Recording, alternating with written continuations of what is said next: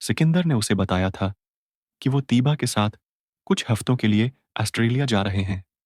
उन्हें वहां अपने रिश्तेदारों के यहाँ होने वाली शादी की कुछ तकरीबा में शिरकत करनी थी। आप दोनों वहां नहीं होंगे तो मैं पाकिस्तान आकर क्या करूंगा? उसे मायूसी हुई। ये क्या बात हुई? तुम बहन भाइयों से मिलना।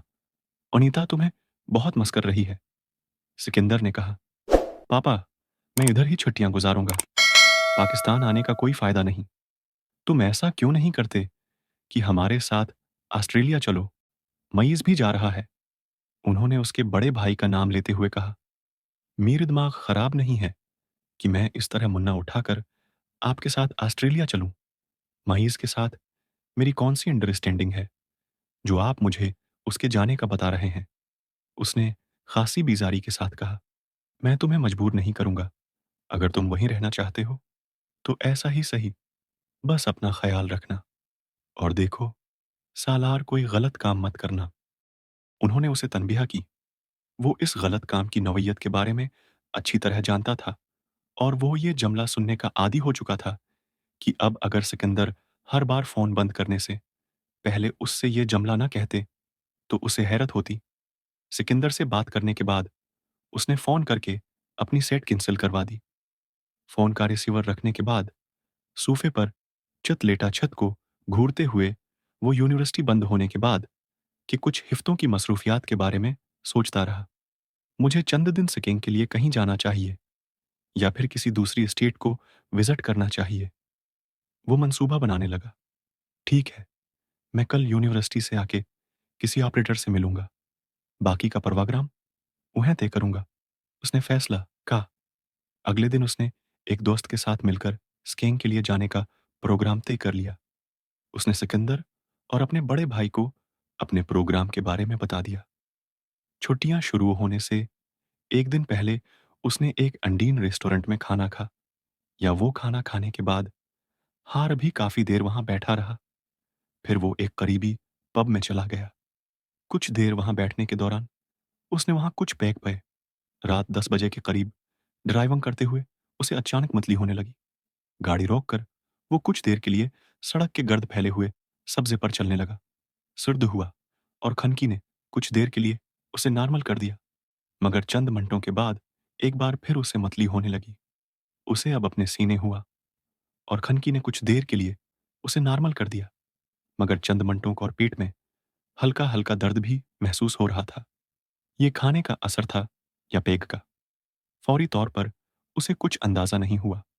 अब उसका सिर बड़ी तरह चक्कर आ रहा था। हल्का हल्का दर्द भी महसूस हो रहा था। ये झुकते हुए उसने बेअख्तियार के की और फिर चंद मिनट इसी तरह झुका रहा। मादा खाली हो जाने के बाद भी उसको अपनी हालत बेहतर महसूस नहीं हुई। सीधा खड़े रहने की कोशिश में उसके पैर लड़खड़ा गए। उसने मड़ कर अपनी गाड़ी की तरफ जाने की कोशिश की, मगर उसका सराब पहले से ज्यादा चुकर रहा था। चंद गज दूर खड़ी गाड़ी को देखने में भी और उसे वक्त हो रही थी। उसने बमुश्किल चंद कदम उठाए, मगर गाड़ी के करीब पहुंचने से पहले ही वो चुकर ऊकर जमीन पर गिर पड़ा। उसने उठने की कोशिश की, मगर उसका जहन तारीकी में डूबता जा रहा था। मुकम्मल तौर पर होश खोने से पहले उसने किसी को अपने आप को झंझोड़ते महसूस किया। कोई बुलंद आवाज में उसके करीब कुछ कह रहा था। आवाजें एक से ज्यादा थीं। सलार ने अपने सर को झटकने की कोशिश की। वो पूरे सर को हरकत नहीं दे सका। उसकी आंखें खोलने की कोशिश भी नाकाम रही। वो अब मुकम्मल तौर पर तारीकी में जा चुका था। उसने 2 दिन हॉस्पिटल में गुजारे थे। वहां से गाड़ी में गुजरने वाले किसी जोड़े ने उसे गिरते देखा था और वहीं से उठाकर हॉस्पिटल ले आए थे। डॉक्टर्स के मुताबिक वो फॉड पॉइजन का शिकार हुआ था। वो हॉस्पिटल आने के चंद घंटों के बाद होश में आ गया था और वहां से चले जाने की ख्वाहिश रखने के बावजूद वो जिस्मानी तौर पर अपने आप को इतनी बड़ी हालत में महसूस कर रहा था कि वहां से जा नहीं सका। अगले दिन शाम तक उसकी हालत कुछ बेहतर होने लगी, मगर डॉक्टर्स की हिदायत पर सालार ने वो रात भी वहीं गुजार दी। इतवार को सहपहर वो घर आ गया था और घर आते ही उसने टॉवर ऑपरेटर के साथ तय पाया जाने वाला प्रोग्राम चंद दिनों के लिए मुलतवी कर दिया। उसे पैर की सुबह निकलना था और उसने तय किया था कि जाने से पहले वो एक बार फिर सेंड्रा को कॉल करेगा, लेकिन अब प्रोग्राम की नागा कैंसिल करने के साथ-साथ उसने उसको या बल्कि किसी भी दोस्त को कॉल करने का इरादा तुर्क कर दिया। एक हल्के सैंडविच के साथ कॉफ़ी का एक कप पीने के बाद उसने सुकून आवर दबा ली और सोने के लिए चला गया। अगले दिन जब उसकी आँख खुली, इस वक्त 11 बज रहे थे। सालार को नींद से बीदार होते ही सर में शदीद दर्द का एहसास हुआ। अपना हाथ बढ़ाकर उसने अपना माथा और जिस्म छुआ। उसका माथा बहुत ज्यादा गर्म था। कमान, वो बीमारी से बड़बड़ाया। पिछले 2 दिन की बीमारी के बाद वो अगले 2 दिन बस्तर पर पड़े हुए नहीं गुजारना चाहता था और इस वक्त उसे उसके आसार नजर आ रहे थे। ज्यों तू बेड से निकलकर वो मन्ना हाथ धोए बगैर एक बार फिर किचन में आ गया कॉफी बनने के लिए रख कर वो आकर आंसर फोन पर रिकॉर्ड कॉल्स सुनने लगा। चंद कॉल्स साथ की थीं जिसने वापस पाकिस्तान जाने से पहले उससे मिलने के लिए बार बार उसे रंग किया था और फिर आखिरी काल में उसके इस तरह गायब होने पर उसे अच्छी खासी सलवातें सुनाई थीं। सेंड्रा का अंदाजा था कि वो उससे मिले बगैर सिकिंग के लिए चला गया था। यही ख्याल सिकंदर और कामरान का था। उन्होंने भी उसे चंद कॉल्स की थीं। चंद कॉल्स उसके कुछ क्लास फेलोज की थीं। वो भी छुट्टियां गुजारने के लिए अपने घरों को जाने से पहले की गई थीं। हर एक ने उसे ताकीद की थी कि वो उन्हें जवाबी कॉल करे, मगर अब वो जानता था कि अब वो सब वापस जा चुके होंगे। अलबत्ता वो सिकंदर और कामरान और साद को पाकिस्तान में कॉल कर सकता था, मगर उस वक्त वो ये काम करने के मोड में नहीं था। काफी के एक मग के साथ 2 स्लाइस खाने के बाद उसने घर पर मौजूद चंद मेडिसिन लें और फिर दोबारा बेड पर लेट गया। उसका ख्याल था कि बुखार के लिए इतना ही काफी था और शाम तक वो अगर मुकम्मल तौर नहीं तो काफी हद तक ठीक हो चुका होगा। उसका अंदाजा बिल्कुल गलत साबित हुआ। शाम के वक्त मेडिसिन के जेर असर आने वाली नींद से बीदार हुआ तो उसका जिस्म बड़ी तरह बुखार में फनक रहा था। उसकी जबान और होंठ खशक थे और उसे हवा में फनक रहा था। अपना हल्क का निटों से फिर अहवा महसूस हो रहा था। पूरे जिस्म के साथ साथ उसका सिर दर्द भी शदीद दर्द की गिरफ्त में था और शायद उसके इस तरह बीदार होने की वजह ये शदीद बुखार और तकलीफ ही थी। इस बार वो औंधे मना बेड पर लेटे हुए उसने अपने दोनों हाथ तकिए पर माथे के नीचे रखते हुए हाथों के अंगूठों से कनपटियों को मसलते हुए सर में उठने वाली दर्द की टीसों को कम करने की कोशिश की, मगर वो बड़ी तरह नाकाम रहा। चेहरा तकिए में छिपाए वो बेहिस वो हरकत पड़ा रहा। तकलीफ को बर्दाश्त करने की कोशिश में वो कब दोबारा नींद की आगोश में गया उसे अंदाजा नहीं हुआ। फिर जब उसकी आंख खुली तो इस वक्त कमरे में मुकम्मल अंधेरा था। रात हो चुकी थी और सिर्फ कमरा ही नहीं, पूरा घर तारीक था। वो पहले से ज्यादा तकलीफ में था। चंद मिनटों तक बेड से उठने की नाकाम कोशिश करने के बाद वो दोबारा लेट गया। एक बार फिर उसने अपने जहन को हटा दिया, तारीकी में डूबते महसूस किया, मगर उस बार ये नींद नहीं थी। वो गुनूदगी की किसी दरमियानी कैफियत में गुजर रहा था। वो अब खुद को कराहते हुए सुन रहा था, मगर वो अपनी आवाज का गुला नहीं घोंट पा रहा था। सेंट्रल हेटिंग होने के बावजूद उसे बेतहाशा सर्दी महसूस हो रही थी। उसका जिस्म बड़ी तरह कांप रहा था और कंबल उसकी कपकपाहट को खत्म करने में नाकाम था। वो जिस्मानी तौर पर खुद को उठकर कुछ भी पहने या ओढ़ने के काबिल नहीं था। उसे अपने सीने और पेट में एक बार फिर दर्द हुआ महसूस होने लगा। उसकी कराहों में अब शद्दत आती जा रही थी। एक बार फिर मतली महसूस करने पर उसने उठने और तेजी से वॉशरूम तक जाने की कोशिश की, मगर वो अपनी कोशिश में कामयाब नहीं हुआ था।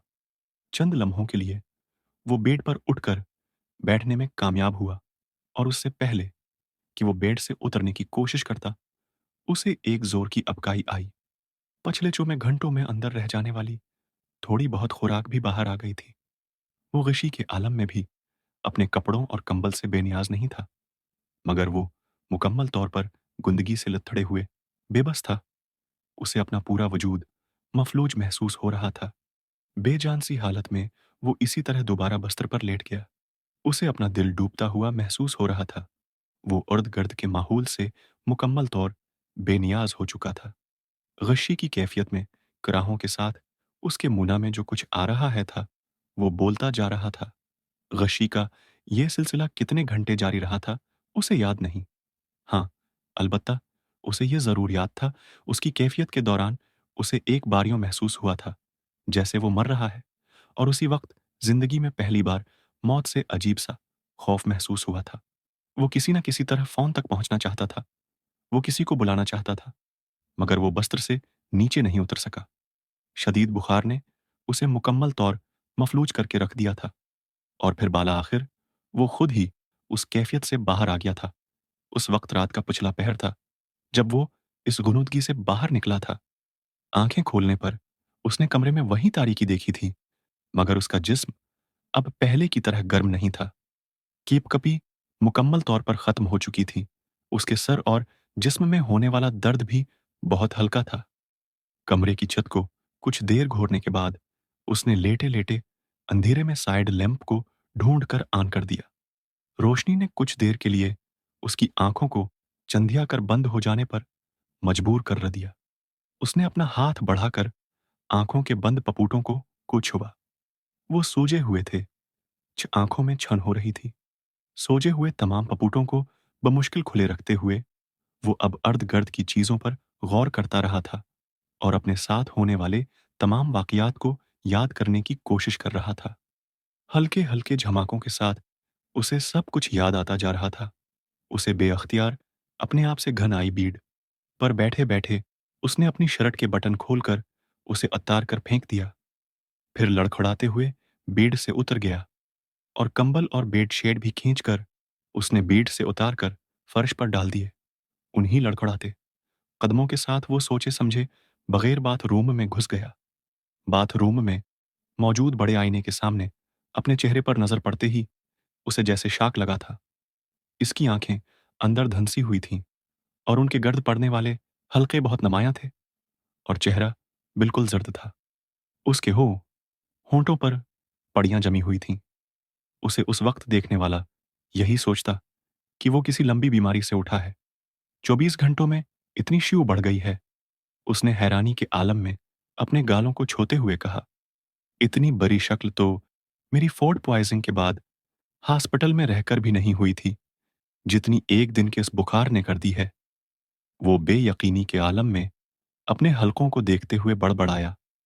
टब में पानी भरकर वो इसमें लेट गया। उसे हैरानी हो रही थी कि बुखार की हालत में भी इसने फौरी तौर इसी वक्त अपने कपड़े क्यों नहीं बदल लिए, वो क्यों वहीं पड़ा रहा। बाथरूम से निकलने के बाद बेडरूम में रहने के बजाय वो किचन में चला गया। उसे बेतहाशा भूख लग रही थी। उसने नूडल्स बनाए और उन्हें खाने लगा। मुझे सुबह डॉक्टर के पास जाकर अपना तफसीली चेकअप करवाना चाहिए। उसने नूडल्स खाते हुए सोचना होते हुए सोचा। थकन एक बार फिर उसके एसाब पर सवार हो रही थी। नहाने के बाद उसे अगरचे अपना वजूद बहुत हल्का-फल्का महसूस हो रहा था, मगर उसकी नकाहत खत्म नहीं हुई थी। नूडल्स खाने के दौरान उसने टीवी ऑन कर दिया और चैनल सर्च करने लगा। एक चैनल पर आने वाला टॉक शो देखते हुए उसने रिमोट रख दिया और फिर नूडल्स के प्याले पर झुक गया। उसने अभी नूडल्स का दूसरा चमचा मुंह में रखा ही था कि वो बेअख्तियार रख गया। उलझी हुई नजरों से टॉक शो को देखते हुए उसने रिमोट को एक बार फिर उठा लिया। हाथ आगे बढ़ाते हुए वो एक बार फिर चैनल सर्च करने लगा, मगर इस बार वो हर चैनल को पहले से ज्यादा ठहर-ठहर कर देख रहा था और उसके चेहरे की उलझन बढ़ती जा रही थी। ये क्या है? वो बड़बड़ाया। उसे अच्छी तरह याद था, वो जम्हा की रात को सड़क पर बेहोश होने के बाद हॉस्पिटल गया था।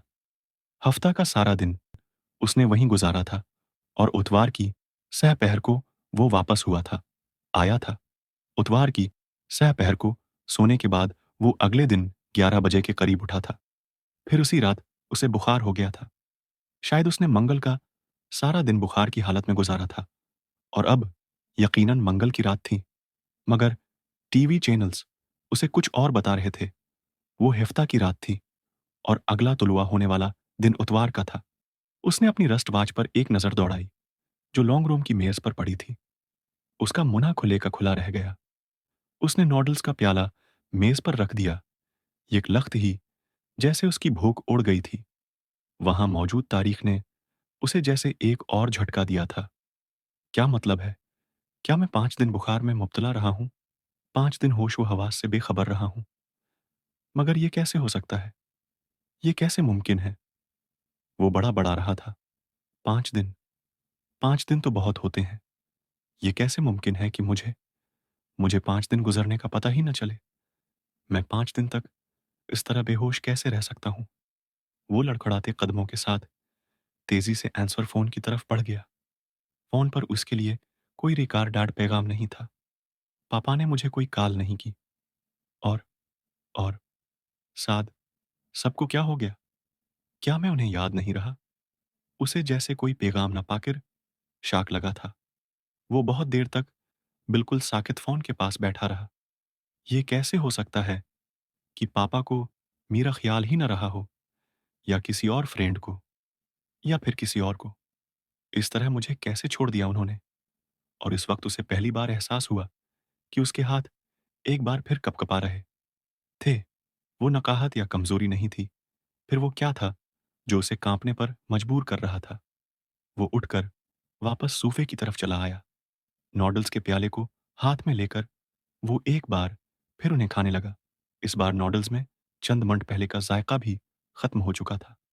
उसे लगा वो बेजायका रबड़ के चंद नरम टुकड़ों को चाह रहा है। चंद छुच्छे लेने के बाद उसने प्याला दोबारा टेबल पर रख दिया। वो उसे खा नहीं पा रहा था। वो अब भी अजीब सी बेयकीनी की गिरफ्त में था। क्या वाकई वो 5 हाँ था? दिन यहां अकेला उस तरह पड़ा रहा था कि उसे खुद अपने बारे में पता था, और न ही किसी और को। वो एक बार फिर वॉशरूम में चला गया। उसका चेहरा कुछ देर पहले जैसा नहीं लग रहा था। नहाने से वो कुछ बेहतर हो गया था, मगर उसकी शिव और आंखों के गर्द पड़े हुए हल्के अब भी उसी तरह मौजूद थे। आईने के सामने खड़े होकर वो कुछ देर तक अपनी आंखों के गर्द पड़े हुए हल्कों को छूता रहा, जैसे उसे यकीन न आ रहा हो कि वो वाकई वहां मौजूद थे, या फिर उसका वहम है। उसे ये दम है। अपने चेहरे पर मौजूद बालों से वहशत होने लगी थी। वहीं खड़े खड़े उसने शिवंग कट निकाली और शिव करने लगा। शिव करते हुए उसे एक बार फिर एहसास हुआ हाथ कांप रहे थे। या के बाद देगरे उसे 3 कट लगे। उसने शिव के बाद अपना चेहरा धविया, और उसके बाद तौलिए से आईने में अपने आप को देखते हुए उसे खश्क करने लगा। जब उसे इन जख्मों से रुसते हुए खून का एहसास हुआ, तो उसने चेहरे को तौलिए से थपथपाना बंद कर दिया। खाली जहनी के आलम में वो आईने में अपने ही चेहरे को देख रहा था। चेहरे को देखने लगा। उसके गालों पर आहिस्ता आहिस्ता एक बार फिर खून के कतरे नमूदार हो रहे थे। गहरा सरख रंग। वो पलकें झपकाए बगैर उन कतरों को देखता रहा। 3 नन्हे नन्हे सरख कतरे। What is next to Stacy? Pain. सर्द और मध्यम आवाज आई। वो पत्थर के बत की तरह साकत हो गया। What is next to pain? Nothingness. उसे एक एक लफ्ज याद था। नथिंगनेस। वो आईने में अपने आप को देखते हुए बड़बड़ाया। उसके गालों की हरकत से खून के कतरे उसके गालों पर फसलने लगे। And what comes next to nothingness? Hail Salaar को एकदम अबकाई आई। वो वाश बेसन पर बेअख्तियार दोहर हो गया। चंद मिनट पहले खाई गई खुराक एक बार फिर बाहर आ गई थी। उसने नल खोल दिया। उसने उसके बाद किया पूछा था। उसने उसके जवाब में किया कहा था। उसे याद था। अभी तुम्हें कोई चीज समझ में नहीं आ रही, आएगी भी नहीं। एक है नहीं। वक्त आएगा जब तुम सब कुछ समझ जाओगे। हर शख्स पर एक वक्त आता है जब वो सब कुछ समझने लगता है। जब कोई मामा मामा नहीं रहता। मैं उस दौर से गुजर रही हूं। तुम पर वो है। दौर आइंदा कभी आएगा। उसके बाद तुम देखना। क्या तुम्हें हंसी आती है? सालार को एक और अबकाई आई। उसे अपनी आंखों से पानी बहता हुआ महसूस हुआ। जिंदगी में हम कभी ना कभी उस मकाम पर आ जाते हैं जहां सारे रिश्ते खत्म हो जाते हैं। वहां सिर्फ हम होते हैं और अल्लाह होता है। कोई माँ बाप, कोई बहन भाई, कोई दोस्त नहीं होता। फिर हमें पता है कि हम किसके लिए पैदा हुए हैं। चलता है कि हमारे पैरों के नीचे जमीन है ना हमारे सर के ऊपर कोई आसमान। बस सिर्फ एक अल्लाह है